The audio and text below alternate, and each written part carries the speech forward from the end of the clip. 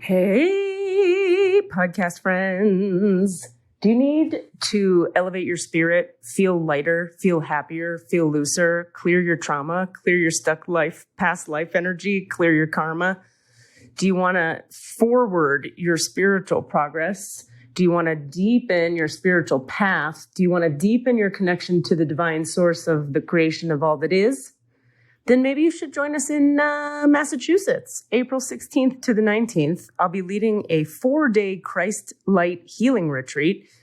The Christ Light has nothing to do inherently with religion or Christianity. It's just a very powerful light that is known as the Christ Light that brings through, honestly, the most profound healing light I've yet experienced on earth. Jesus the Christ, was a human man around whom a religion was formed because the light he was bringing forth was so strong. So for 4 days, April 16th to the 19th, I'm gonna transmit Christ light right on at ya to heal all your stuff. So join us. Email me at klrubin, K as in kiss, L as in love, RUBIN, @gmail.com to ask me any questions you have. 4 days of healing. You can join us online or in person. Christ Light Healing Retreat, April 16th to the 19th. klrubin @gmail.com for questions. Love and light, love and light, love and light, love and light.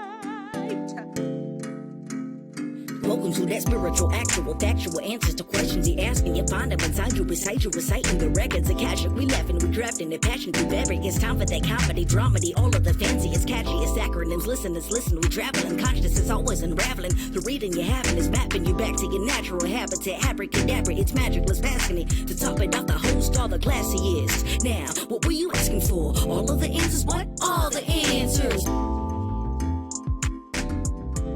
Okay, this is an interesting thing to talk about, though, because like in the sort of some of the spiritual worlds that I've been a part of, there's this whole framework idea that the tech revolution is like literally the antithesis to the awakening of human consciousness. Like there's an idea that like tech is actually like the whole problem and why everything slowed down.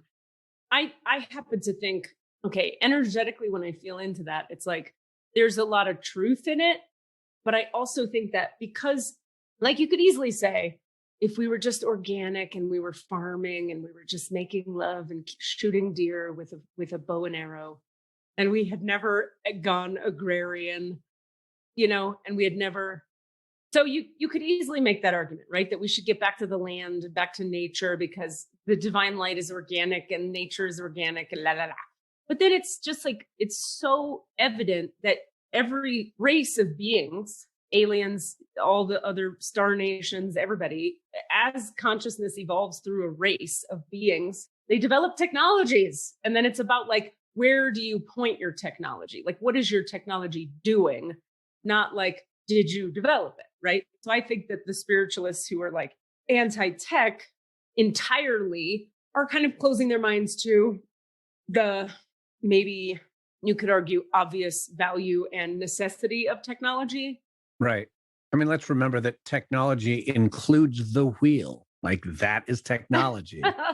And the wheel is one of the greatest spiritual metaphors we have, and technology includes fire. Technology includes the building of a yurt, it's just, but I know I'm being a little overly reductionist because I think we are talking about more sort of high level, non-human things that take us away from our human connection. Yeah. Okay. One of the main things in my life, like growing and developing has always been like thematically has always been moving away from black and white thinking and into like inclusive and thinking, they call it. And when I went to the Sufi school, I learned that like in the deepest layers of our consciousness, the way to live in the and energy the most and with the most ease is to drop into the heart, because the mind is the thing that sorts and categorizes things, but the heart is the thing that unifies things. Give me a second while I murder my cat. Okay. I'm going to just sounds like your cat is being murdered, so we might as well finish the job. It's really great. Just 1 second. That's terrible. Good times. Everything's fun. Love everything. Are we Mercury retrograde? I don't know. That's a thing that I've heard is a thing. Oh, you're going to be sassy about the retrograde? A little bit. I just feel like whenever something's gone wrong, all I hear is, Mercury is retrograde. Well, not from you, but from like everybody. I know. The problem with Mercury retrogrades that makes cynical people believe in them less is they do happen regularly. All the time they're happening. It's like every other month is a retrograde. And they actually are every other, like often. So then anyone who's already cynical is going to be like, oh, okay, because every other month there's a, and it's like, yeah. So nobody can win. You can't win. People who don't like things, they'll never like them. And people who do. And we can't talk to each other. I believe they'll continue for the rest of time. And a wise person once said, haters gone hate. Oh, players going to play? Uh-huh. And haters gonna hate. Players gonna hate. I just I wasn't ascribing that to that particular sage. I feel like the sage that originated that phrase predates the sage you are quoting. And who is the originator? I don't know, but I think I believe that your sage is quoting a more ancient piece of wisdom. There is no part of me that believes my sage was the first one to coin that phrase. I just fell down a rabbit hole listening to a podcast in which they were arguing about who originated the idea of that you can rhyme orange with door hinge, because they were mad that everybody had given that to Eminem, which Eminem did not claim. Eminem just was quoted in a thing about using that example. And then everybody's like, Eminem invented that. And this guy's like, no, a bunch of puppets on a Canadian TV show is where I first heard it. And then they had to find that Canadian TV show and the person who wrote that. I wonder if it's Blue's Clues. No, it's way before Blue's Clues. Okay.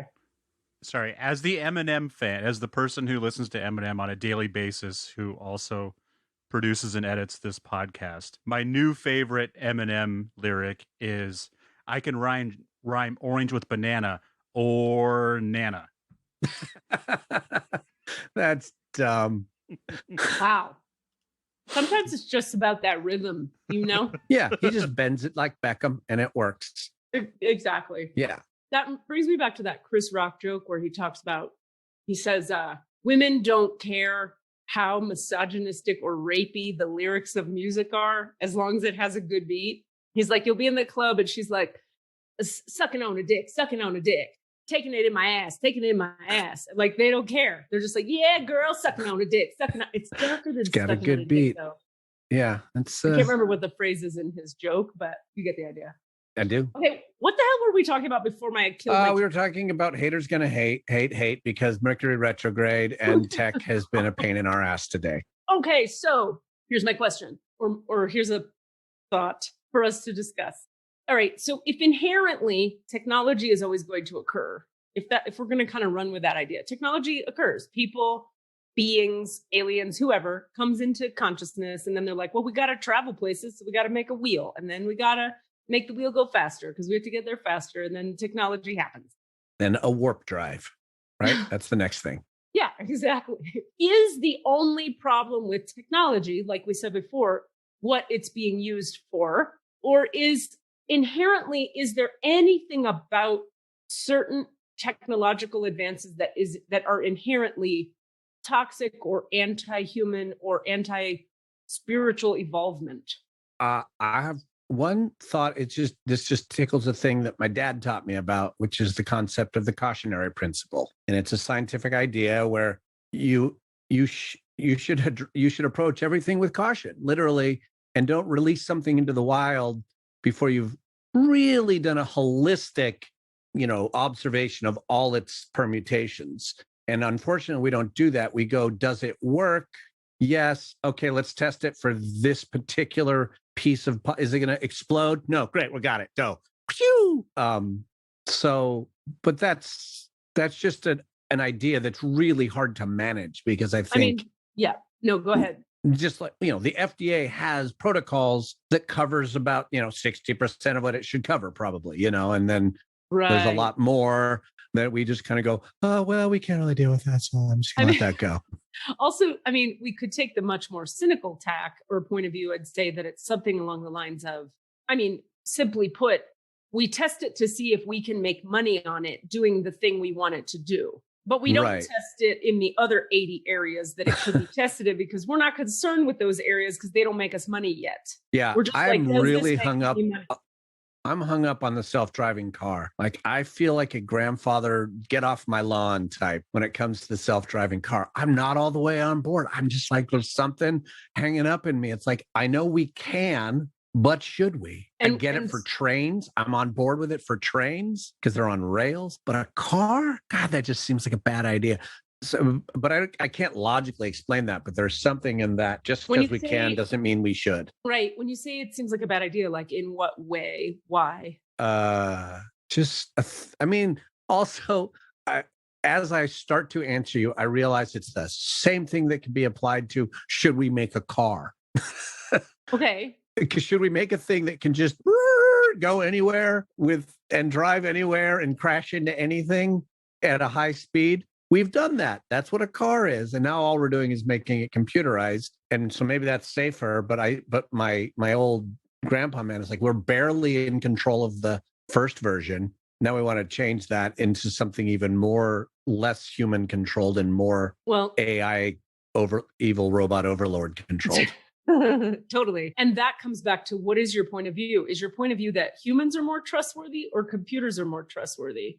Oof. And the computer nerds say computers are clearly more trustworthy. And we earthy spiritual types are like, no, incorrect. So right. I don't actually take that point of view that that's incorrect. If I think about it while we're sitting here, I'm kind of like, I think it's almost like equal parts terrible. In other words, like, we fuck up all the time as humans running machines, and machines fuck up all the time running machines. Now, I'm sure somebody has done the math. Maybe Elon has the numbers on what are the percent, how much, what I don't trust that motherfucker any farther than I can kick him in the face, and I can't get near him. So I want to talk about this because the other day, oh my God, I have a really cool alien story. Okay. It's layers deep. The other day, some of my friends here and Newman Manfredson and I, who, by the way, now knows that his name on the podcast is Newman Manfredson. Awesome. The five of us went out. We had this like spiritual assignment in the Akashic Records that we got to go do this like high level woo-woo assignment, which I'll talk about in a bit if we want to get into it. But it was essentially to build an energetic portal that like taps the Earth more into the Galactic Federation, just normal stuff you do on a weekend. Sure. And the day after we did it, it was a full snow day, and we were flying. You have to beep it. Take a note of the time. Sorry. Newman Manfredson and I got snowed in the next day. And like, we were feeling pretty lazy anyway. So we had just like lazied around and like watched a bunch of movies and ate too many carbs. That same day, Newman Manfredson got a text from his brother in Pennsylvania. And the brother sends us this text, and it's a video. And the video is of from the brother's point of view on his house's porch, looking in the sky at 5 a.m. because he works a night shift. And there is a legitimate rocket ship in the, black sky, picture it, black sky, and then a white comet looking thing going from the right side of the frame to the left side of the frame with a huge white tail. It looks like there's a comet like 20 miles away. And you hear his brother in the video go, "What the fuck is that?" It's enormous and terrifying. Of course, they Google it and they find out that Elon had launched another SpaceX shebang bang in, I believe, Florida. So what was actually happening was SpaceX was launching a bunch of crazy rocket things, one of which I guess blew up upon landing, but some of which didn't. I think that's true. And then the rocket that they saw, but this is where I get, they were in Pennsylvania. The rocket was launched in Florida. So why is it moving from the right to the left in the frame of the camera in Pennsylvania? And Newman Manfredson was saying that it's because of the way the Earth is turning and the curvature of the Earth, that it would appear to be going parallel to the ground as opposed to up. Why was it not going like this at a 45-degree angle? Desmond, I feel like Desmond might know. Well, he moved the mic to his face. No, as soon as you said 45-degree angle, I realized that's because I was going to say, yeah, rockets don't go straight up into the atmosphere. They need to take an angle through the atmosphere. But yeah, if it's but and it might be because since it's not like your regular rocket that's just trying to get to the moon as quickly as possible, he's trying to develop, a flight that you and I can take without needing to be in NASA for 10 years. It might need an even gentler angle to ease through the atmosphere nice and slow. That's a good theory. And also, so that could answer question one, but then why in Pennsylvania are they seeing it? Let's put out a challenge to our listeners. This is an opportunity for anybody who listens to our podcast who is an astrophysicist to contact us and A, answer our question, and B, be a guest on our podcast anytime soon. Oh my God, such a good idea. Astrophysicists unite. Get in here. Does that's a reasonable series of questions I'm asking though, right? Like, why would you see it in Pennsylvania if it took off in Florida and it's not traveling around the whole earth? Maybe it is. I don't know. I don't have an answer. So neither of us are going like, duh, Katie, it's this. So clearly it's a good question. Yeah, it's a very good question. Okay. Then then the end of the story is his mom later said, oh, that must be the aliens that you guys created the portal for. Created a portal. And then we saw him out the back porch. So maybe Elon is the alien that you have invited to visit. But Elon's been here a while. We just built that portal. But remember, time is... good dot. It's my way out of it. Time is, less strict than we assume. It's circular time. It's circular. Right. Okay, now back to Elon being evil or not trusting him as far as you could kick him. I think that because I have a little bit of a libertarian in me on this topic around, and I want to discuss it because I don't really know what the fuck I'm talking about, but this is how I feel in my body. And I want to challenge it because I don't know what truth is here on this topic. Like, because NASA is government connected, I was going to say run, but it's like more complicated than that, I guess. Government affiliated, government partially funded. I don't know. They've got a lot of red tape and a lot of, checks and balances, which is good for a space program because you're fucking going to space and you may as well take your time and do it well. But also they run into all these limitations. Like we watched this docuseries recently about some of these topics, and it was talking a lot about how after they went to the moon, NASA was kind of, well, we got to the moon. Now what do we do? And they're all kind of like picking their butts. Like, we're not really sure. Meanwhile, the Elon Musks of the world are like, the world's going to die. We have 20 years before the planet is like totally fucked by our emissions. We need another place to go. We need to figure out how to get to Mars. And he's like, I have $1 billion. I'll just figure it out. And that's where I go, like, that privatization is actually like healthy for survival. And I think it's like, even if Elon has it's the same sort of argument you make about someone like, if you look at the trajectory of the life of Bill Gates, and of course, depending on who you talk to, holy fucking shit, do a lot of people think Bill Gates is trying to control humanity with nanobots and the goddamn vaccine, which seems so crazy to me. And I'm the woo-wooest as they come. I'm the woo-wooest lady that you know. And I think that is so crazy. Anyway, but to make my point, if you watch the trajectory in the early part of his life, you could have easily said, this guy is a self-centered narcissist making the biggest company in the world, and his company is evil, and all they care about is money, and they made all these computers, and so what? Now, this bitch is busy trying to save the planet, heal the planet, find a solution for emissions, which the conspiracy people think is because he has to do that legally because he was going to go to jail, apparently, if he didn't do it. And everybody else who I hear interview him, where they directly ask him, is like, no, I just made all the money and then realized, well, life is empty and meaningless. All you do is make a lot of money. And it took me a while to figure it out. And then I had all the money, and that's how I figured that out. People don't usually figure out that money doesn't solve your problems until they're either taught well by someone or they get all the money. I have so many thoughts on this. Okay. I don't trust him because I think that what you just talked about is press releases. I don't actually, because in practice, even the most recent version is he's like, what? You're not going to let me just throw open the doors to my factory in the middle of a pandemic? I'm going to a different state that Wait a doesn't minute. care. Wait, let me finish. We're talking about Elon Musk, or we're talking about... Talking about Elon Musk. Okay, I didn't know who you were talking about. That's why I interrupted you. Oh, sorry. Yeah. So Elon Musk, who I do believe is a raging libertarian in all of the, I know what's right and I'm going to do it. I'm going to do what I want to do, and I'm going to defend it with the science I'm going to choose, and I'm going to ignore the parts I don't serve me. So, for example, several months ago, he was like, fuck you guys, I'm going somewhere else. And he was very vocal about it and very like, if I can't do it exactly how I want to do it, I'm going to go somewhere else in the middle of a crazy surging pandemic. He didn't, but then he did kind of force his own factories back open. And guess what?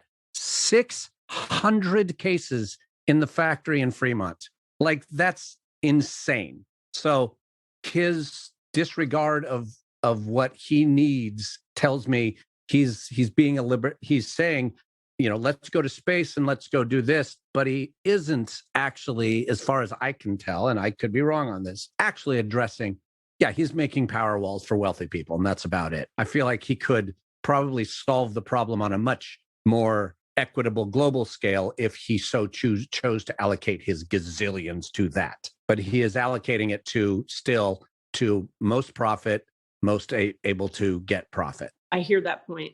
I'm going to make a question-based counterpoint. It's a question. I don't actually know. Because I don't actually 100% have a point of view about this, because I'm not educated enough to have one. By the way, you understand why I interrupted you, right? I do. Yeah, because you thought I was talking about someone else, like Bill Gates. I didn't know if you were talking about Bill Gates or not. I just was like, I just want to finish this thought so I don't lose it. So that's why I didn't. Okay. But now I get it. It's fine. So I didn't feel interrupted. Okay. So here's an idea. There's a guy, I may have talked about this before, but there's a guy named Upledger who invented a healing modality called cranial sacral therapy. And one time I heard a guy being interviewed about, actually, that's not true. It's even less reliable information than that. I heard a woman being interviewed about an interview that someone else said about this guy. And she said that he said, yeah, you're right. She said that he said, when someone said, like, what did you think of Upledger working with him? That this person said, well, I'll put it to you like this. He had the ego necessary to do what he was here to do. In other words, he was kind of a dick and he fucked a lot of people over, but he got this very difficult, subtle, very sophisticated, amazing body-based healing modality through to the world in a really big way that arguably, not necessarily, but arguably couldn't have gotten out as big had he not been such a pushy asshole, or whatever kind of asshole he was. Okay. So there was something about that when I heard that I thought it really helped me kind of flip on its ear the idea where we can get a little black and white about the goodness, badness of ego. And what I've learned in my little healing journey is that ego is necessary to survive. You have to have an ego to choose the shirt you're going to wear that day, because there is a choice being made based on a sense of self that is separate from the rest of consciousness when you're picking a shirt. If you were totally one with everything at every moment, you would be unable to pick a shirt because there would be no individuated Cassidy Brown who gave a shit whether it was plaid or black. You'd be like, I don't know, I'm just space. Who cares what shirt? And then you'd be naked. And then you get arrested and you go to jail. Yeah, that's less good. You have to have an ego to survive and make basic decisions of survival. Not to mention when you get into the more complex things about competing in the marketplace and earning a living and You got to have an ego to support you. But the idea is to transmute and heal and up-level the ego enough that it is functioning for the greater good. So you have a functioning ego that supports you, keeps you safe and alive, and does some good for other people.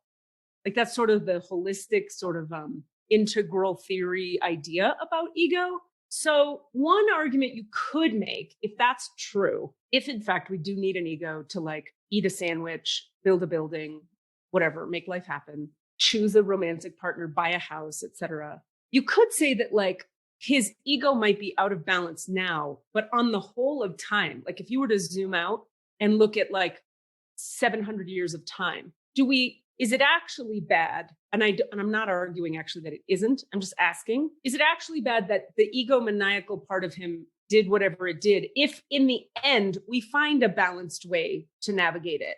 In the same way that Bill Gates started as like, I'm going to make all the money and be the most powerful, blah, blah, blah. And he did.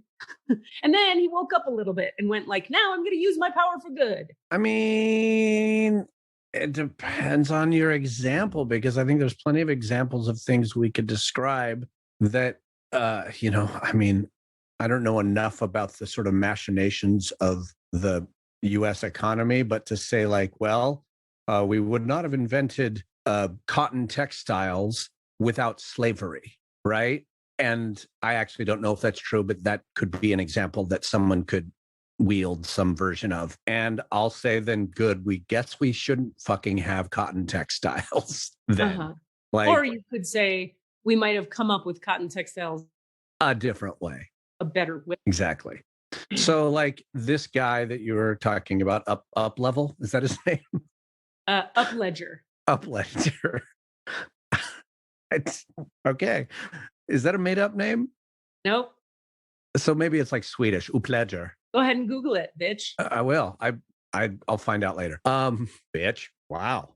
Okay. Well, why are you giving me such a hard time about this guy's name? That's his fucking name. I'm not challenging you on his name. I'm challenging his name because it's funny to me. I thought you were giving me a hard time. I apologize if that's how it sounded. That is not how I intended it. Yeah. So yeah, and I grapple with this obviously all the time, and I think we could bridge this idea even to one of the potential conversations about our podcast today, about like the idea of like growth, and if growth is inherently good or not.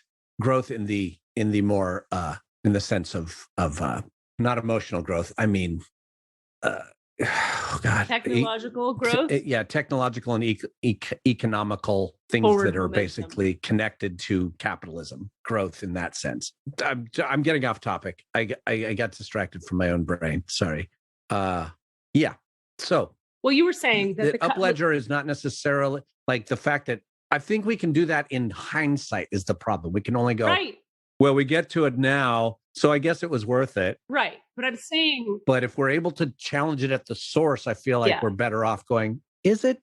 Is it? Like, I think about your schools that you went to. They were great, but I've heard you say a lot of things about like that first school, some really fucked up shit of power dynamics that they were doing. And you got the tools, but you don't love how those tools were delivered. But I would argue, see, this is why I have this point of view, I think, is that I would argue that that's how I learned about being shitty about the tools. In other words, I'm glad they were shitty with me about the tools, because I learn now in my business, I do not treat people the way they treated me. And for me, because I wasn't raised with like nurturing people who knew how to be with a baby or a child, I didn't know a lot about how to not be a dick. And so, I mean, especially when you're teaching spiritual principles, it's so easy to get into you being very special and you being very important as a holy master on the fucking hill. They being dicks is how I learned, I'm not going to be a fucking dick about that. Well, I'll be honest with you. It wasn't just that. It was that combined with, frankly, the 12 steps, like, and learning how to work a fourth step. That helped me learn about that too. But getting to see it in action, how destructive it was.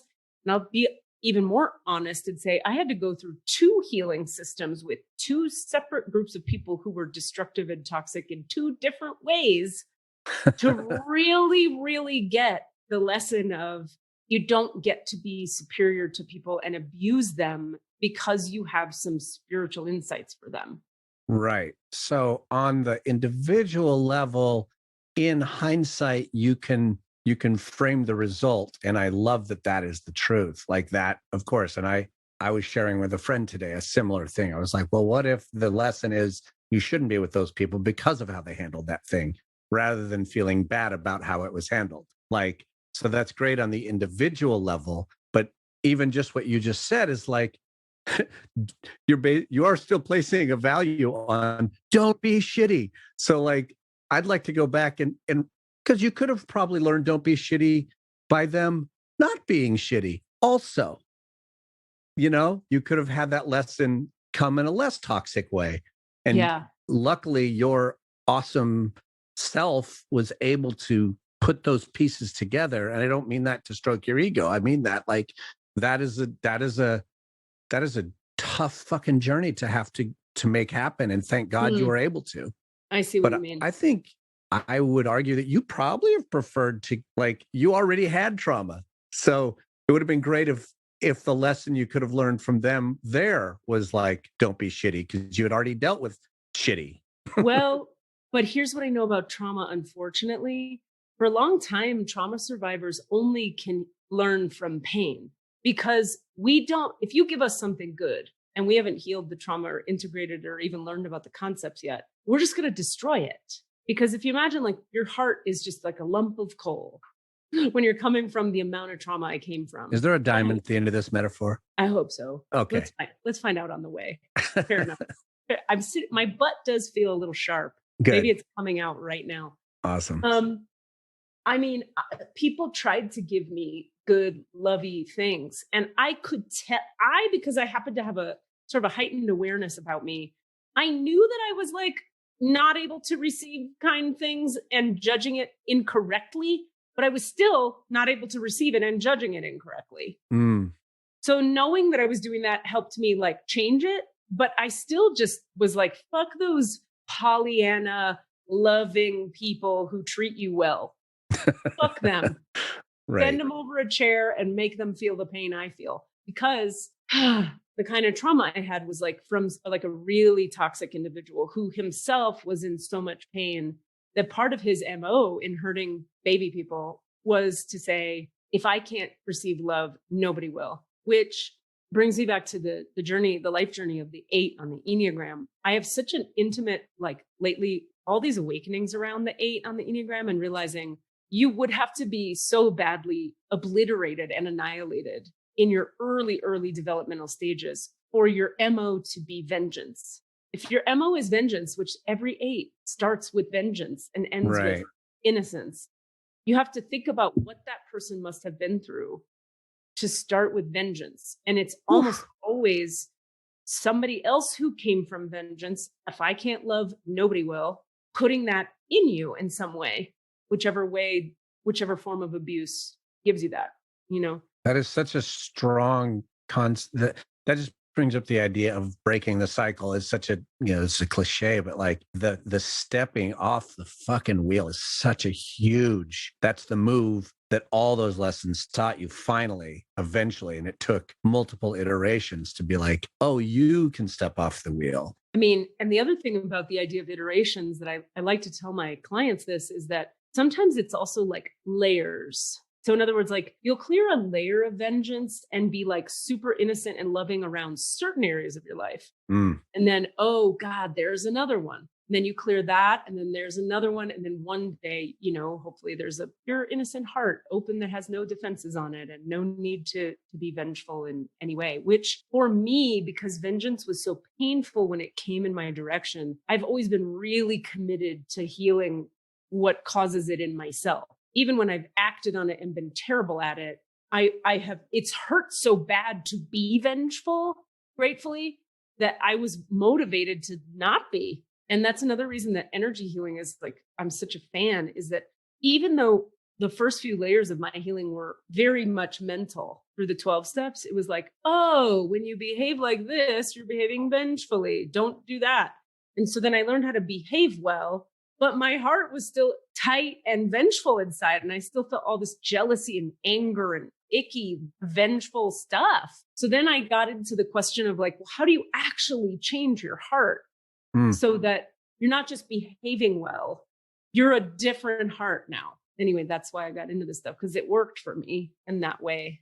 But yeah, the point of getting off the wheel for all of us, it's like many teachers have said, when human consciousness evolves to the next level that it's heading toward now, maybe, if we're lucky, human beings will be able to choose higher consciousness choices from joy and choice rather than from avoiding of pain. Yeah. But right now, we do it from, it hurts so bad, I'm going to choose something better. Right. Or something worse to really live in that pain, or try and spread it around, or get everyone into the same pool of glass as I'm in, or whatever. Exactly. I have a strangely logistical question about humanity reaching the next level. Can we do it at our current population? Like, I feel like there needs to be a massive bottlenecking of the human race to get us down to a point where we can actually all take a step together. I feel like no matter, I mean, there's just so much shit in this world that I can't see even half of humanity all at once being like, I'm good. Let's do it. It's the Thanos proposal. I get you. He's gone all Thanos on us. Totally. There's points to be argued. Yeah. Can you articulate the Thanos proposal? Thanos in the Marvel universe, he is coming from trauma. He's looking around at the whole universe and going, we are fucked. But his way to solve that is to gather enough power so that when he snaps his fingers, half of all sentient life in the universe is evaporated because there's too many of us. And because he basically says it's a resource problem. We're all battling for resources, and that makes us all shitty people. But then as a result, he puts himself in the position of, I will be the ruler of all sentience, and I will remove half of them, and then I will be the overlord of the remaining ones. What if you were to do half of the Thanos thing, which is like get rid of half the people and the sentient life, but not be the overlord of it? Right. He never claimed the overlord part. That's my own sort of extrapolation of it. But I'm saying it's still like you're still however you slice, you are still murdering 50% of, yeah. Right. But if you zoom out. Yeah. This is the debate that is had. Is that an Upledger situation where he was a dick, but he brought us some good shit?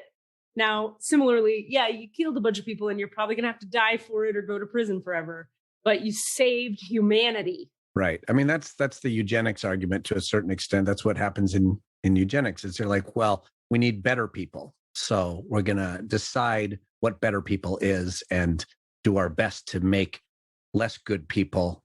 Unfortunately, that really just means rampant racism is what that ultimately boils down to. But does eugenics necessarily include, or has it just historically always included racism? I think because it's tied to the concept of a master race, it kind of has to include racism. Okay. Are you going pee? What's happening, Katie? No, I'm sorry. I was trying to not disturb us and let the fucking cat back in from the murder. You're better off just pausing, but it's fine. I love your commitment. It's amazing.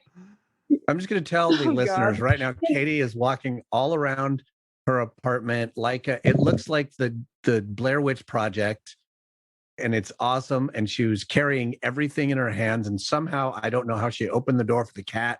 It was with her left butt cheek or something. I'm not sure. But you were able to open the doors with full hands. Well, let's be clear. I was carrying both the computer. I was carrying both my laptop and the microphone that is attached to the laptop. Yeah.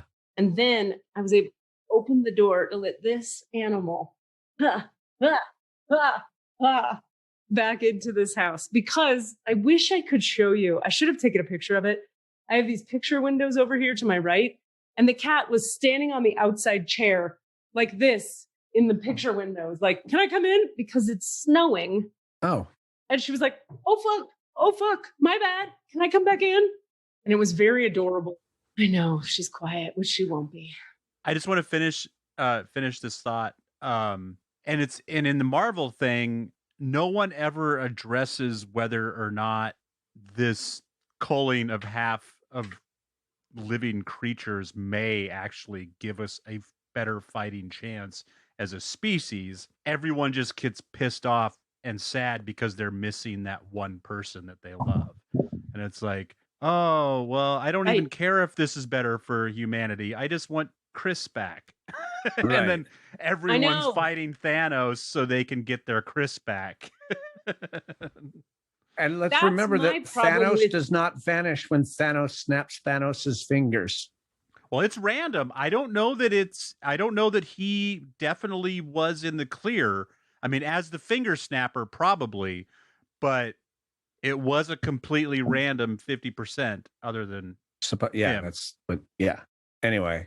Yeah, but see that right there is my whole point about why I mean, I guess I'm just more of the kind of an aloof Aquarian point of view where I'm like, if it's gonna save humanity and humanity has a better chance of growing up and getting woke, as it were, if there's fucking 50% less of us, your Chris is not that important. We're also goddamn attached to our fucking Chris. Right. You're and gonna ourself. die. Even if I am the Chris. In 30 years. Yeah. Yeah. I mean, you better really include yourself in the snap if you're gonna champion the snap, then you better be 100% willing to accept your own snap. Well, yeah, that's my point. That's why you don't make the Thanos character evil and narcissistic. You make the Thanos character someone who's like, I get that this is big picture and who knows I get it. I'm not trying to be an overlord here. Right. I'm just trying to save this goddamn race. Yeah. That's our shirt. That's our shirt. All the answers. I'm willing to be a Chris. I'll be your Chris.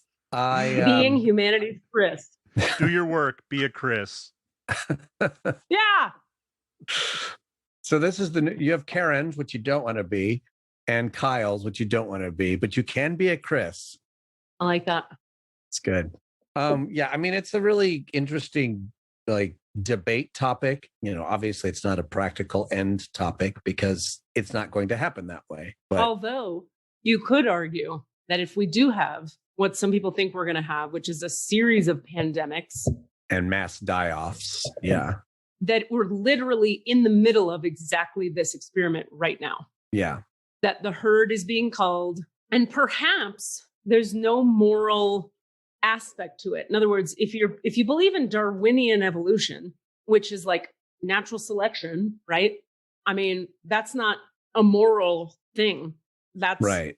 Animals die and then other ones live. It's adapt or die, and it's like you die. Some people just fucking die. And also like sometimes good people die and sometimes bad people die and sometimes healthy people die and sometimes sick people die. It's like we could be right in the middle of that right now. And there's definitely something we attach to the sort of the relative morality, whereas I don't have like ethical or moral feelings about, for example, the virus itself. I have ethical and moral feelings around how awareness and stuff around that is applied, or how governments react, or how people use it as a weapon to expand some other thing. But the bug itself is neutral, is non-dualistic. It's what I mean. It's the same as eugenics conceptually. The root concept is, but then bringing it back to our very first thing. That's the problem with technology. The technology itself is not inherently bad. It is literally our inability to do things right that fucks it up. Right. So like I was starting to say when I got distracted by my own cat choices, you were saying eugenics is necessarily connected to superior race idea. And I was about to say like, well, let's disconnect those two. Let's tease them apart. And let's say, I don't know. I don't actually know enough about what the word eugenics means. So maybe we use a different word. Yeah. And the problem is eugenics literally it was a word that was coined by groups of people who were fucking awful and evil and shitty. Cool. So let's make up a new word that's Cincy-pow. That word. That's a terrible word that doesn't have, you'll never remember it. That word means the thing that maybe theoretically could be happening right now, whereby nature is just like, here's a bunch of pandemics, bitches. Die, half of you. Yeah. And you wouldn't argue that there's a moral implication to that move. I mean, in the same way that, think of it this way, in the same way that like when we look back at when the dinosaurs died, and our theory is that a comet hit or a meteorite or whatever you want to call it, and the sky went black because of all the dust, they all died. Right. That wasn't because they were good or bad. Yeah. And unfortunately, though, what gets applied over that, though, is systems that we have created that unequally protect or don't protect us from the effects of said. So it isn't random. It isn't just like virus goes crazy and kills everybody. No, virus kills specifically people who are less protected. by the inherently power-oriented systems that we've created. And so the tragedy is unequally distributed. Okay, now, is that technically true in terms of the numbers? Like, has it is? For sure. Okay. 100%. The incidence just in the US or even just in California, the incidence among lower income Latinos is insanely higher than it is among, and that's partially because of access to being able to work from home, from a computer, and not go to work. It has to do with the types of work we have. It has to do with Elon Musk insisting that his workers come into his factory so that he can keep making money. It has to do with. Okay, so then it doesn't work. Yeah. So the problem is the neutrality of nature's attempt, if we ascribe that thing to it, is fucked up by the totally non-neutrality of the human systems that it is trying to affect.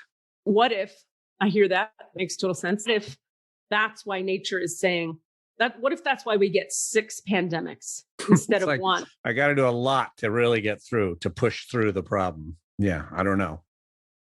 Because we don't know what the next strain is and who it kills and why and how. Yep. Right.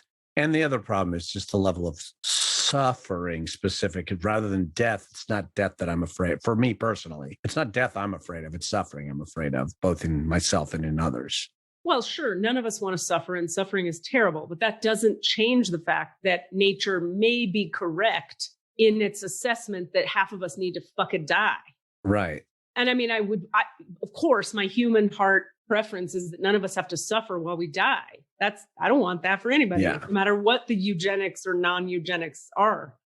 But that doesn't change the cold-hearted kind of fact that if having fewer humans helps solve the problem, perhaps that's what nature is up to.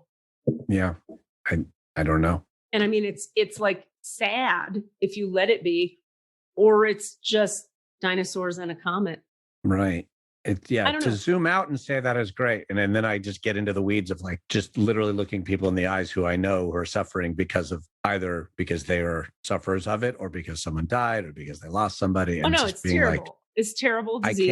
I can't even like pretend to have that zoom out. Then I go like, but fuck. And so like it's an interesting philosophical argument to zoom out and have, but then I get 3D about it with my ego that has connections to individual people who are not a population, but who are just human people. And then I all my high-minded things break down because I'm like, I just got to look a person in the eye and be like, fuck. Yeah, see, I don't have that. And you could call me a sociopath, or you could call me evolved, or you could call me aloof. You could put any kind of judgments you want, good or bad, on it.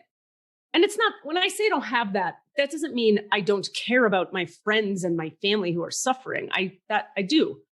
But it doesn't change the sort of like, I don't want anyone I care about to suffer. And I've suffered so much in this life and gained so much from it that I just am not in a position to claim superiority to know better than suffering. I don't know better. I don't know that suffering is bad. I know that it hurts.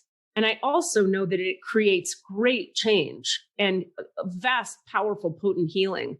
So I feel like it would actually be arrogant of me to say anything other than, well, consciousness is doing what consciousness is doing and nature is doing what nature is doing. But oh, save my Chris.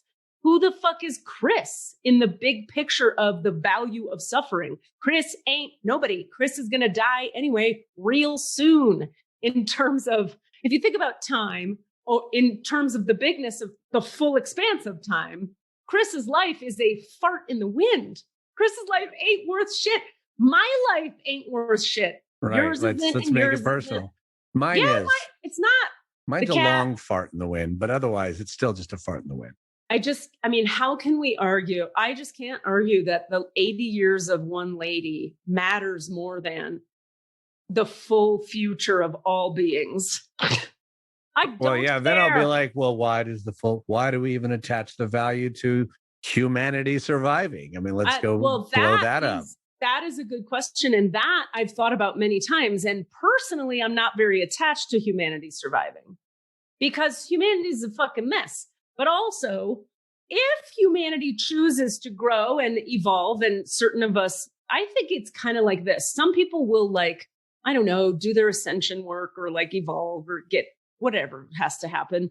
And then they'll be a part of the next iteration of whatever humanity is in its higher consciousness form. But the rest of us are going to fucking die off because we've already killed the planet and the ozone. It's all happening anyway. So I don't have a problem with that next layer of the argument. I'm like, cool. Get rid of them. They are problematic, the humans, including myself. So if I wind up in the nick of time, choosing the choices that lead to me being a part of the next layer of consciousness iteration of humans, so be it. But if I'm not a part of that group because I didn't get my shit together, so be it. Who the fuck cares? Yeah. I mean, I know enough about myself that if we return to the Thanos argument, I definitely want to get snapped. I do not want to deal with being one of the people who stays behind. Huh. That is terrifying to me. I'd much rather be obliterated. Why? Tell me more. Because I know myself well enough to know what how, I would be so consumed by survivor's guilt and grief over the massive loss that I could never love again. That's what I think. Wow. And there's also something to be said for the snap. That's immediate up-leveling or up-ledgering.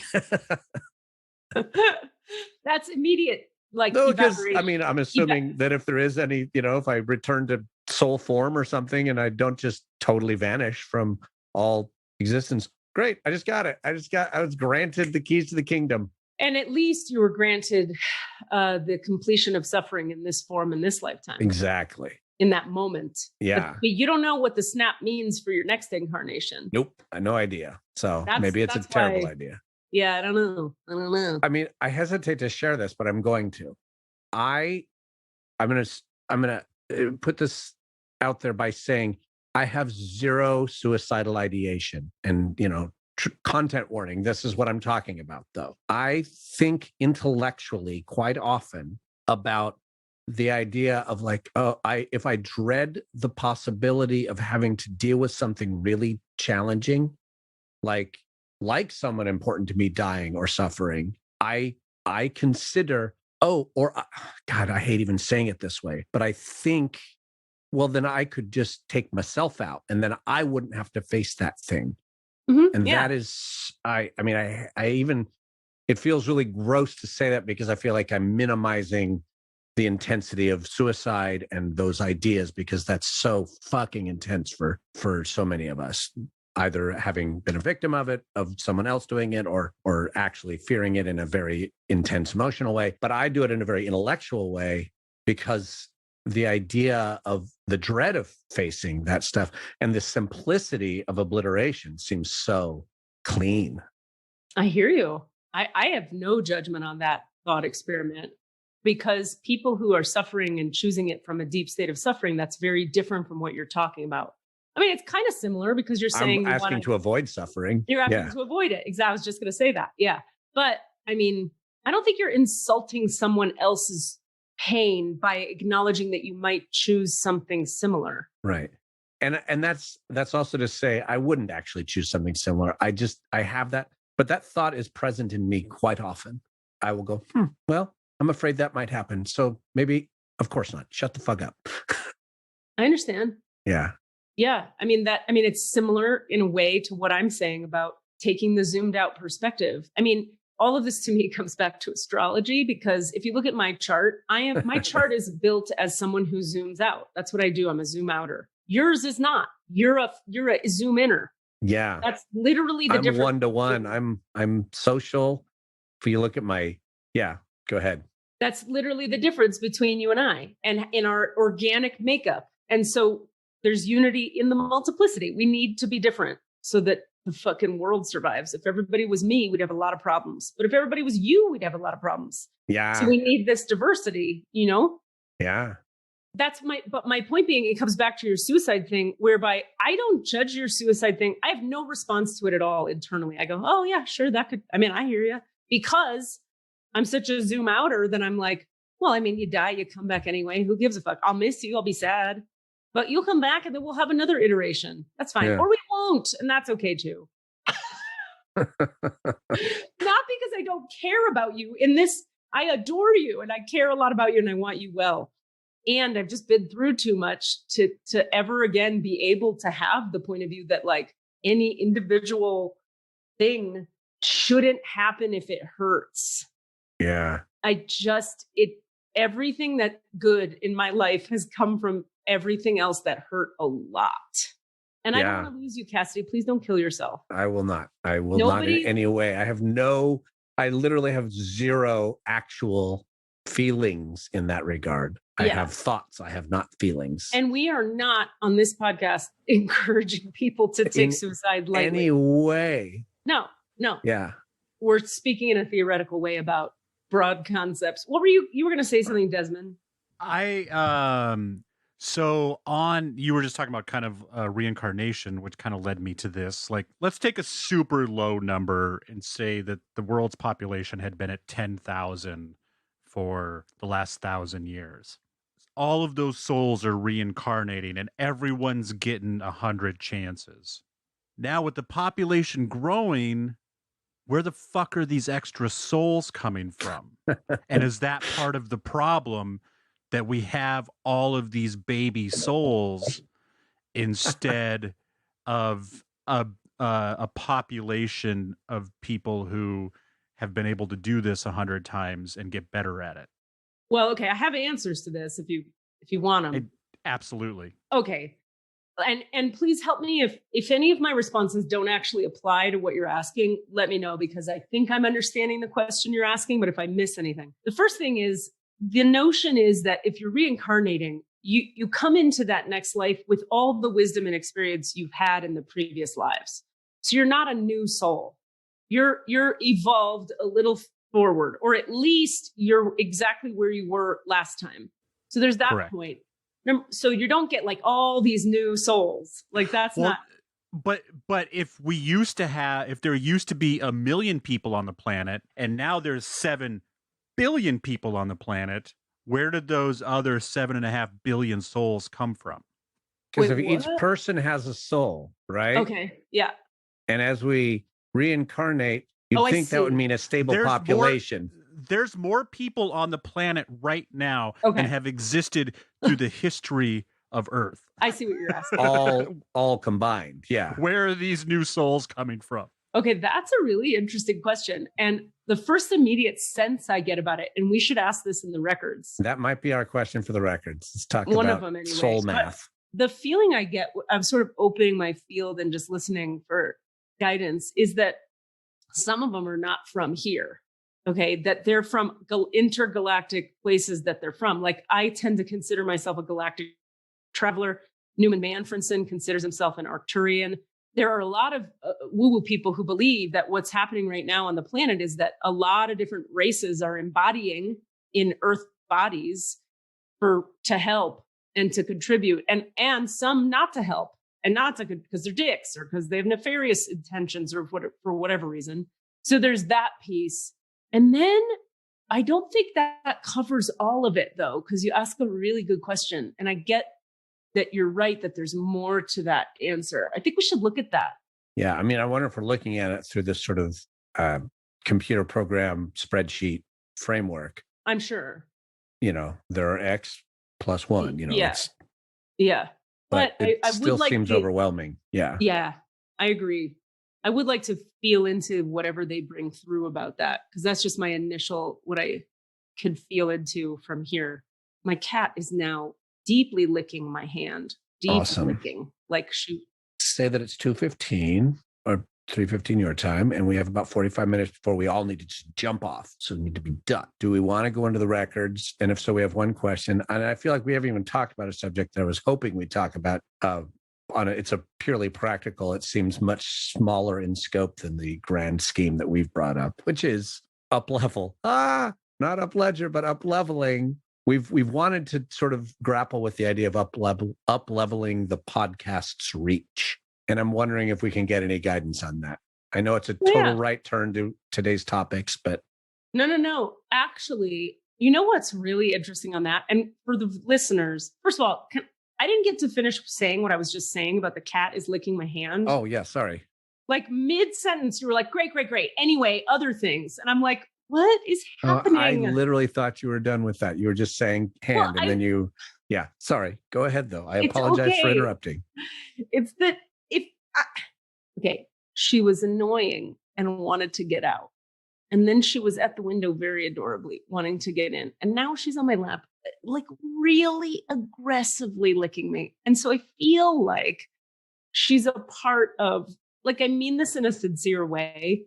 Animals are so tapped into certain levels of consciousness that we have to like meditate and do woo-woo shit to get to, that they just are that.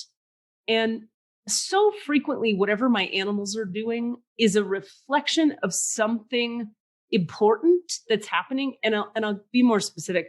This happens a lot in healing class and in healing sessions. So like before the healing session, the dog will be like anxious and crazy and all over and chewing on stuff. I open the records and she immediately goes calm, sits in my lap, curls in a ball, goes to sleep. And other times before a healing session, she's real like mopey and sad. And she's looking at me like, "Ma." We go in the records, I start the healing and she curls in my lap and falls asleep. So I just started to like notice more and more like the behaviors that Squeezel, the dog, is exhibiting before a session.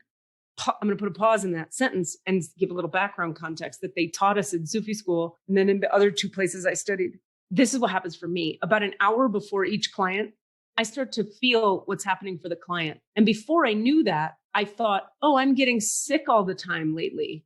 Or, oh, my back hurts a lot. Or, oh, why does suddenly I'm in a bad mood. And then I'd realize, oh, I asked a bunch of questions and got to, no, none of that was me. That's me tapping into, and the way I got it is in the session, the client would go, I'm depressed today. And I go, oh, I was vibing into your soul. What's really happening is their energy field, their soul, their consciousness, whatever you like to call it, is reaching out before the session to my system and going, we're going to heal this, right? I'm really fucked up about this. Can we heal this? And my soul and my energy field is going, yeah, I got you. Let's start working it now. Meanwhile, I'm like at Taco Bell trying to buy some beans. And you're crying. Why am I crying? Probably because you're going to eat Taco Bell. Maybe that's probably not wrong. You know what the most cry-inducing thing about Taco Bell for me is? They don't have goddamn Diet Coke. They only have Diet Pepsi. Oh, 3D problems. All of that is a very long-winded way of saying, having paid attention to my own awareness before a session and the dog's behavior before a session, lately I find myself quite interested in like when the cat wants to go out and then the cat wants to come in and then the cat's on my lap. She's still here right now. Look at her. Aww. Look at her. Huh. Look at those it's eyes. Like those eyes, right? It's like, what else is she aware of that we're not aware of? What is she trying to tell you? Or just what is she aware of? Sometimes animals are so tapped in, they just behave from their awareness. Like she's on my lap now. Is she aware that we're going in the records soon? Is she aware that like I don't know. I don't know, but I find it very fascinating. I have no end game with that question. I just really wanted to verbalize it because of how cool it is. The way that happens with my clients, it happens with the dog. And now I'm seeing the cat do these things and I'm going, end of question series.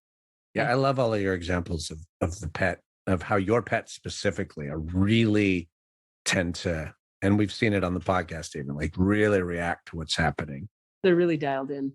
So back to your question about the podcast, what I wanted to tell the listener was that we've been talking amongst ourselves about like, how do we like get more people to listen? And how do we get the people that already listen to like tell their freaking friends to listen if you like it? Like, could you tell your friends? And I wanted to tell you, and I keep forgetting both of you, pretty much every day right now, I get 2 or 3, my Facebook pings me and says, you got 2 or 3 new likes on the Facebook page of the podcast, which was not happening before. We were not getting them daily. I was not getting daily pings. Like, you have 2 people who just liked your podcast. And so, I mean, I feel like steadily we're moving forward. It's just slower than I'd certainly like it to be. But we did want to make a direct plea to everyone listening. If you like listening to us, could you maybe tell your whole family and all your friends and everyone you ever met? Please do, everybody. We want more people to like it. Yeah. And I think it's actually a really fun idea, Cass, to like ask a deep esoteric question and then also be like, hey, record keepers, how do we get this? Because here's how I think about it, right? Something I know in my reality is that if I'm actually sincerely for real, and that's an important distinction, engaged in actually trying to contribute to other people, and it being less about me getting likes and the podcast getting liked. If this is actually about, does this help people? Does it raise consciousness? Does it do something good for the planet that the planet actually benefits from and needs? When I'm asking that question, I watch in my own life things expand. Like my business always, I get more clients, more people come to the retreat when I'm saying to God and the records, like, hey, who else could benefit from this? I notice when I start asking a lot of questions like, bring me more people. How do I get more people? Are there more clients coming? Can I have more clients? Everything starts to tighten. So it's like, I just wanted to remind myself that because I forget it regularly. And when I remember it, things expand again.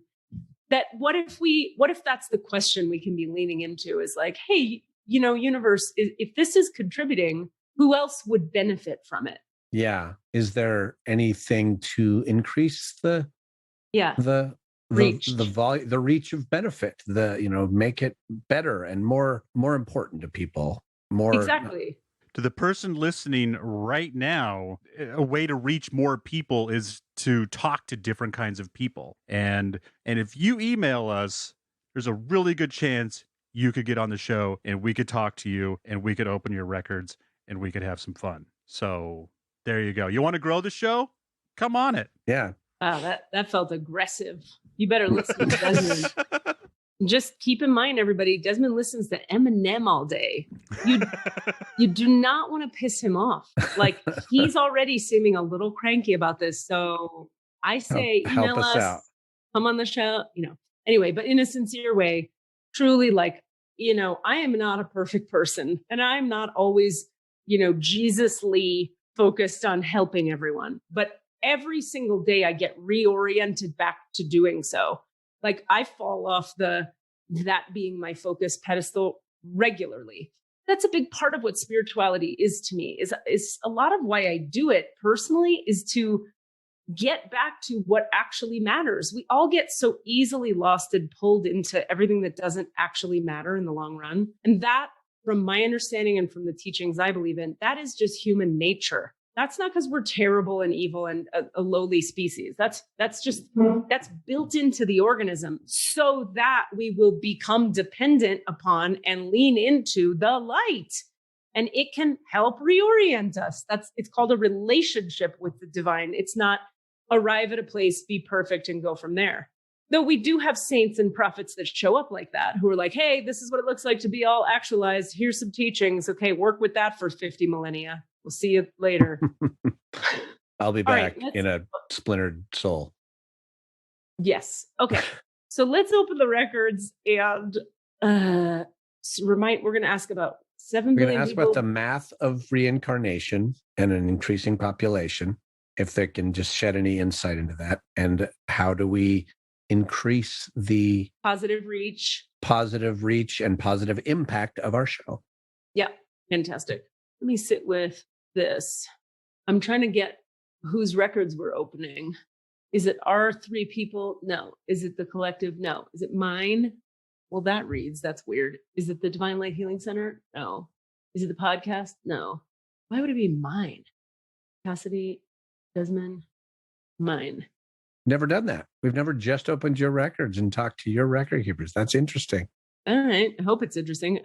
It's just what I'm getting. Anyone else? Well, let's start there. And then maybe when we're in there, something. Yeah, well, let's start there. And maybe then I can get more clarity on where to go from there. Because we can always open more spaces and people and companies and from inside there. Okay. Sorry, I was also just distracted by the snow is falling really hard now, but it's like that state between rain and snow where it's not rain, but it's not exactly snow. It's like lighthearted snow. Having grown up in that weather, it's called sleet. Yeah. Thank you. Okay, great. It is sleeting. Sleeting. Okay, so let's see. I've already been in my records a bunch today, working with clients and myself earlier. So I'm just going to dive in with the prayer that reads, okay, so we do acknowledge the forces of light. Yeah, I have a feeling once we get in my records, we'll open other people's, asking for guidance, direction, and courage to know the truth as it is revealed for our highest good and the highest good of everyone connected to us. Holy Spirit of God, protect me, please, from all forms of self-centeredness. See, it's right there in the prayer. And direct my attention to the work at hand, which is to contribute to people. Help me to know myself in the light of the Akashic records. Help me to see myself in the eyes of the Lords of the records, through the eyes of the Lords of the records, and enable me to share the wisdom and compassion that the masters, teachers, and loved ones of me have for me. Just go quiet for a moment. Okay, so I'm dropping in more fully to that. And as I do that, we're going to first asking to be deepened into my own records here by the Lords, the masters, and the teachers of the records, by the divine light itself. And I first want to ask, we have two questions, one about the math of the population of humans and reincarnation, and at least a second question about our podcast. So is it in our highest good to do this right from here in my records? Yes. Okay, that's so weird, but okay. We'll at least start here. Okay, so let's go with the podcast first. It just feels like smaller and simpler. So is Lords, Masters, and Teachers of my records, is there anything we collectively, the three of us, or maybe our listeners or all of that can be doing to contribute to more people with the podcast by reaching more people? Will more people benefit from listening to us? Yes, absolutely. Okay. And so what can be done on our end to increase how many people are listening and thereby benefiting? Okay. All right. Well, so first piece for me is some homework on, they're saying, how when you go in the records and you ask, the saying, ask and it is given. For me, when I connect to source, which I do through going into the records, when I ask, it is given if what I'm asking is in alignment with the highest good for all concerned, And so they're saying in the records in the morning, when you're in the records, ask us to bring you the people who would benefit from hearing the podcast. And so in this moment, they're doing this thing they do with me regularly where this is hard to explain. They're basically working with me energetically right now to increase the amount of people who will hear us, find us, discover us, that would benefit from finding us, discovering us, hearing us. So I'm just sitting in that while they do that for a minute. And while they're doing that, I'm also wondering internally, so why would we not open Cassidy and Desmond's? And they're like, oh, okay. Well, they're like, this is about your energetic imprint as a healer, contributing energetically the healing you have to contribute to the people. The joy and the pleasure and the fun is in the community of the three of you and the three of us. But if you're looking at the deepest service that you're doing, it's the healing work and the Akashic work. And so we, the Akasha and the beings of light in the Akasha, our role is to bring more consciousness and light to the planet. And so that is happening. This imprint needs to be on the request. They're like, whatever you guys do in your own way is. Katie, you seem to have frozen. You seem to be freezing up. All right. Well, Cass, anything on that? Unfortunately, you said it all and you heard it, but we did not hear the last 30 seconds of what you just said. The thing where you said it didn't occur to me. You were frozen that whole time. Before that, I only heard you say it didn't occur to me. But you heard everything before that section. No, I heard from imprint. You talked about your imprint needing to be on it. And then when you started to talk about us, it went away. Okay.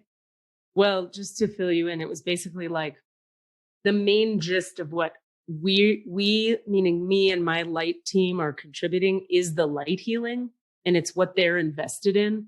So they're saying the way to bring more people in is the way I bring more people into everything I do that has to do with the light healing, which is ask them, go in the records and ask them, and go in the records and do this kind of energetic healing work that I do, where it's sort of like they make me vibrationally resonant with all the souls that need what I have. And so I don't know if the sound went away during the section where I was saying they were working with me energetically, but they were working with me energetically, and they are right now, to literally in this moment pull in more people who would benefit and line me up with the frequency of, I want to say, being like an attracting rod to those who would benefit. Does that make sense? Yeah, totally. And then when they were talking about you, they were saying, whatever you do in your way to bring people to things, please do it. Does that make sense? Mm-hmm.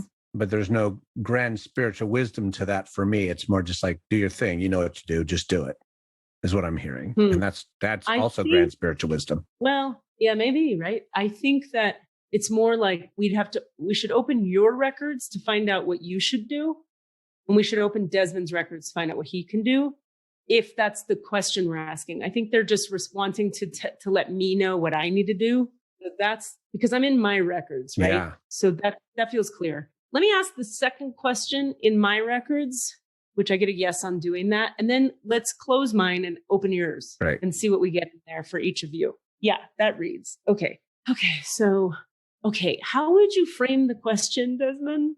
Most simply put, where are all these new souls coming from? You know, if every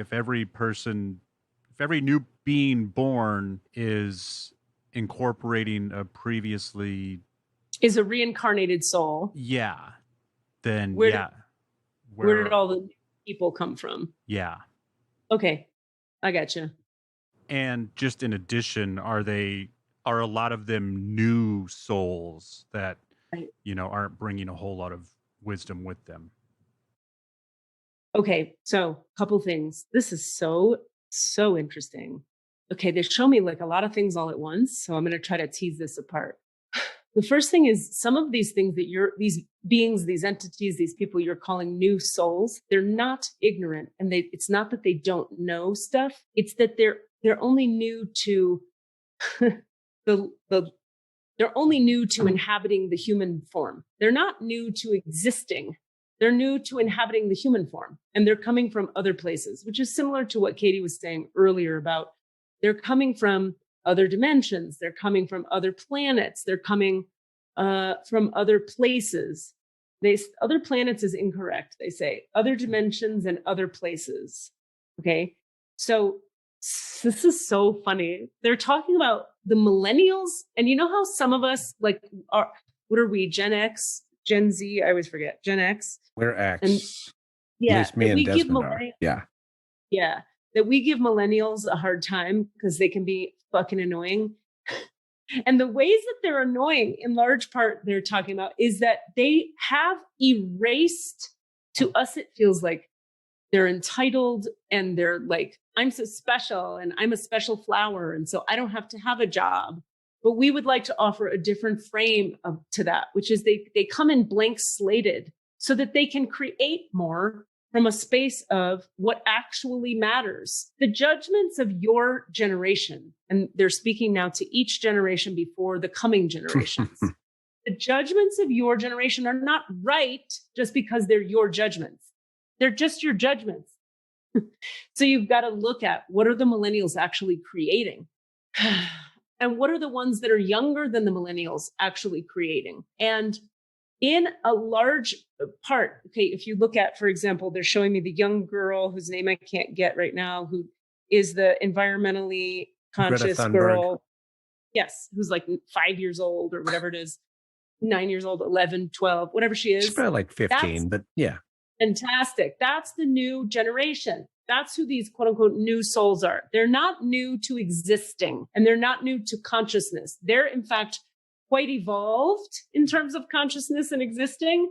And they're here to contribute to those of us, to the rest of us who are dinosaurs dying off with our old rigid, I have to drive a diesel car ideas. So that's one group of them. So I just want to ask, does that account for the entire? No. So who are the rest of them? Okay, some of them are, as Katie was saying before, specifically what they're saying, and now we're going to get real judged by a lot of people, is reptilian. That's so interesting because Katie, I tend to resist a lot of the reptilian conversations that a lot of woo-woo people have, but they're showing it to me very clearly. They're like, there's a lot of reptilians here right now.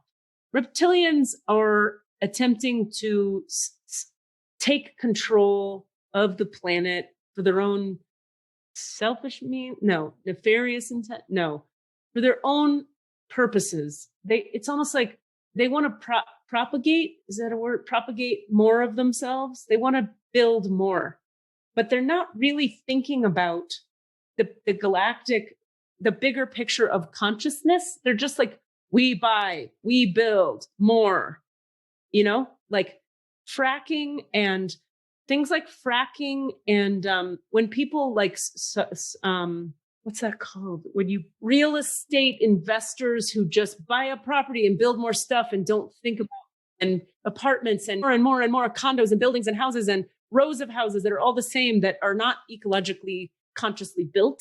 That's reptilian energy. And there's a lot of them here. So a lot of them is that. Okay. And does that make up for the rest of it? No, there's one more chunk. Oh, okay. So, by the way, the deep sighing stuff I'm doing is every time they give me new information that I couldn't have come up with myself, it comes in as an energy first and it drops all the way down to like my anus. Like it goes through my heart and it goes through my belly and it goes through my pelvic floor and then it's like down. So it's like, whew, it's kind of an intense like receiving of energy for me. So anyway, that's what that is. Okay, this third group that they're talking about that makes up for the extra bodies, this has something to do with time. It's so funny because weren't you making a time joke? You were making a time joke earlier, Cassidy. The time is ...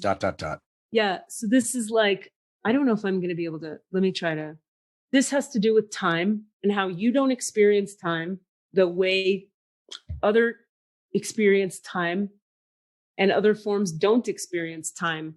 So the folding layers of consciousness, they fold on each other.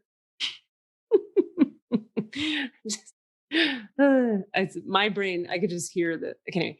So if you imagine that time folds the way, if you picture an accordion door in like a kindergarten room, you know how they sometimes separate parts of the kindergarten pod by an accordion door?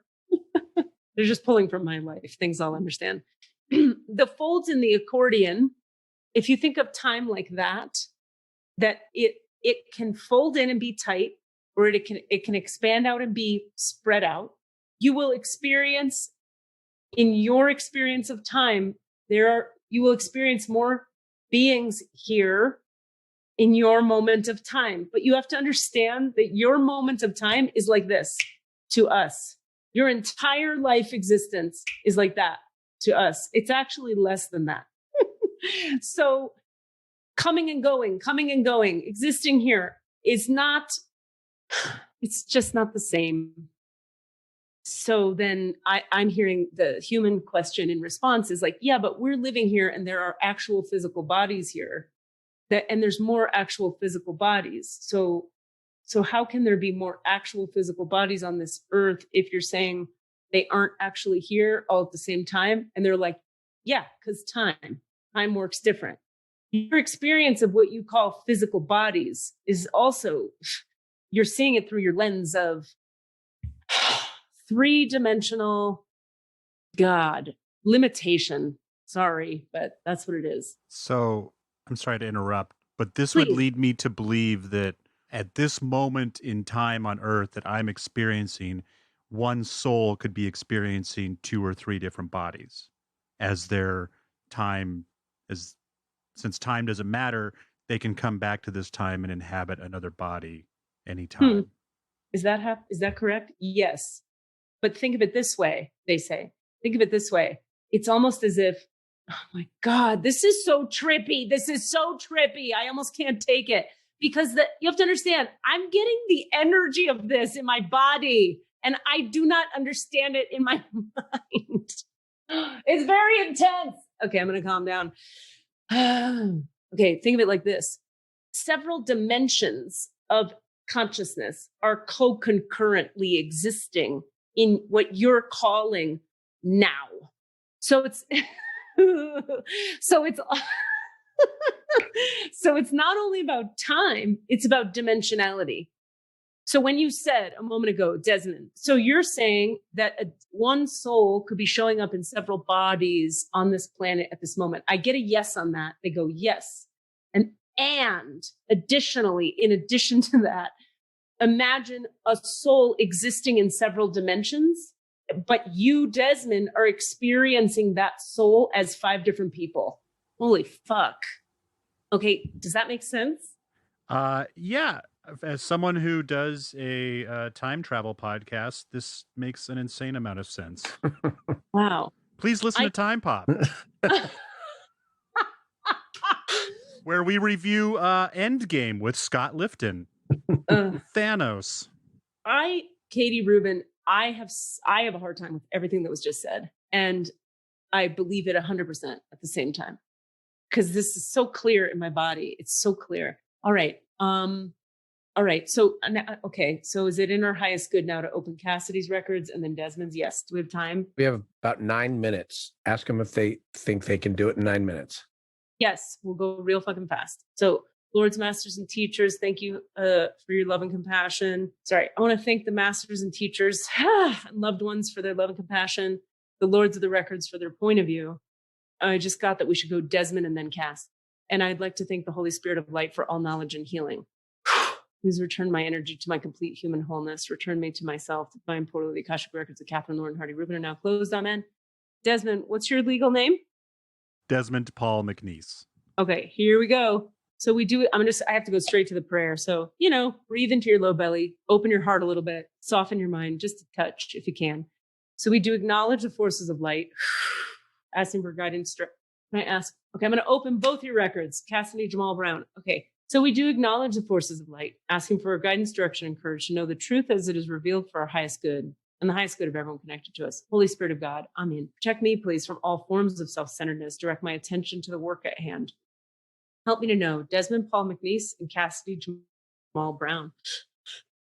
In the light of the Akashic Records. Help me to see Desmond Paul McNeese, Cassidy, Jamal Brown through the eyes of the Lords of the Records, and enable me to share the wisdom and compassion that the masters, teachers, and loved ones of Desmond Paul McNeese and Cassidy Jamal Brown have for Desmond Paul McNeese and Cassidy Jamal Brown. I'll go quiet for a moment. All right. Oof. Okay. The records are open. So I'm just asking now to the Lords, Masters, and Teachers of the Records of Desmond Paul McNeese, Cassidy Jamal Brown, you could deepen me into both of their records at the same time. And so I'm going to go, I'll start with Desmond, I guess. Okay, Desmond. So is there Lords, Masters, and Teachers of the Records of Desmond, Paul McNeese? Is there anything he can do in his reality and or right here, right now, and or that we can do that he can do to increase the reach of our podcast and help more people listen to it so that more people can benefit from whatever it has to be benefited from? So yes. Let me listen just for a moment. Okay, well, this is very interesting. So this is about, for you, it's more about, Desmond, you actually fully believing in your own value and believing that what you have is so valuable that people want it. And they're like, next time we should do a healing on self-valuing. Because you understand quite well, Desmond, they say, from your mind.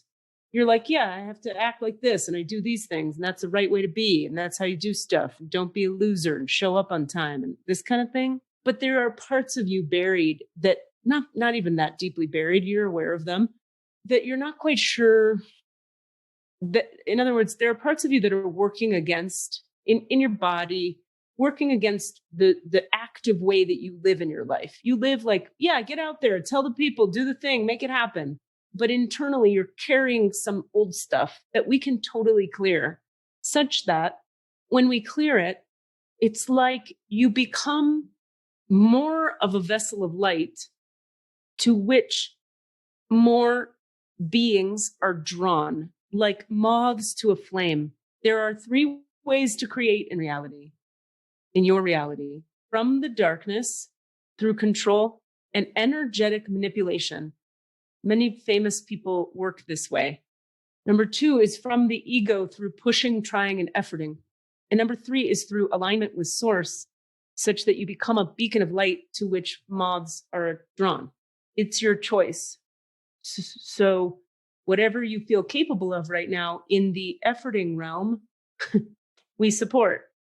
And because we are beings of light and we like to offer the highest possible conscious choice, we would like to also offer this suggestion for some energetic clearing for your body, being, soul, heart, and spirit that would align you more with the frequency of your soul's vibration, such that you could easily attract people without efforting. Does that make sense? Okay. So let us do that next time, if you're all in agreement with that. I wrote it down already. We have a great topic for next session. Very cool. Okay. And then for Cassidy, and so we're asking Lords, Masters, Teachers of the Akashic Records of Cassidy Jamal Brown, what can Cassidy be doing, if anything, to be bringing more folks to listen to us so they may benefit from whatever benefits we have to offer? All right, this is a very different energy.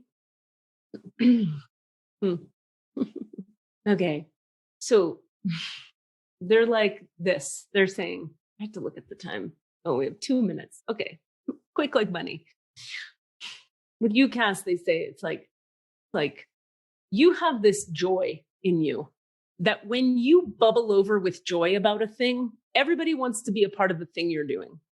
So all you need to do is organically bubble with joy about it in public, Facebook, with friends, in your pod, whoever, wherever, everywhere. Now, here's the rub.